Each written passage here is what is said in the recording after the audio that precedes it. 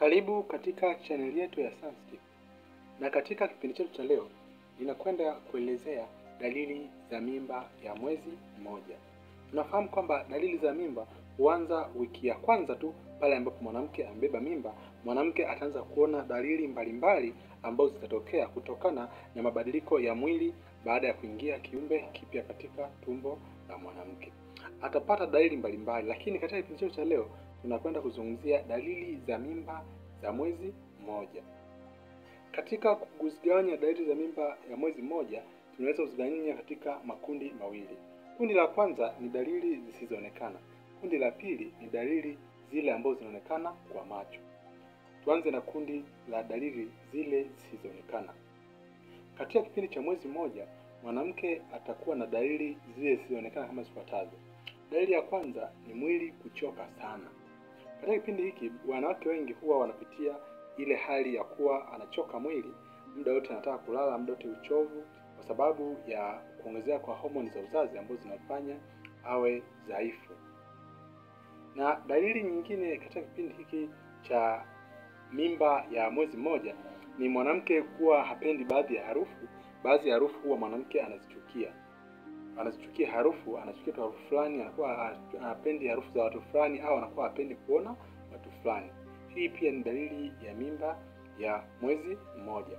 Na dalili nyingine ya mimba ya mwezi mmoja ambayo ni dalili muhimu sana ni mwanamke kukosa hedhi. Mwanamke katika kipindi cha mwezi mmoja ataona kabisa amekosa hedhi. Na hii hapa ni dalili kwamba mwanamke ana ujauzito.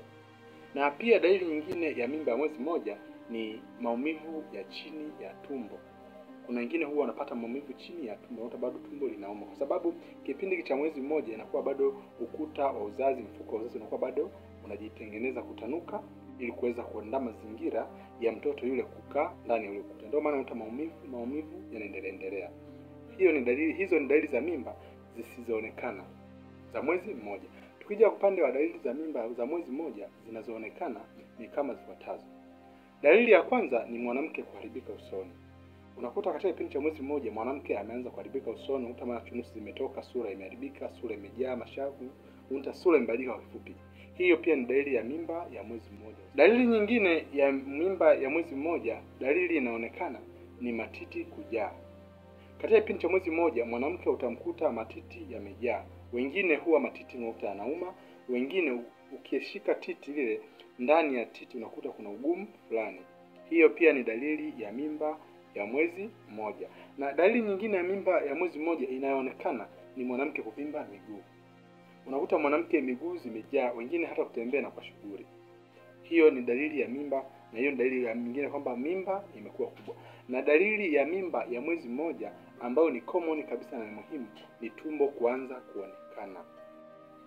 Kuna baadhi ya wanawake ndani ya mwezi mmoja tu tumbo tayari linakuwa lishaanza kuonekana, mabadiliko katika tumbo yanakuwa yanaonekana, kila tu kidogo ameshiba tumbo kubwa. Hiyo pia ni dalili ya mimba ya mwezi mmoja, dalili inaonekana.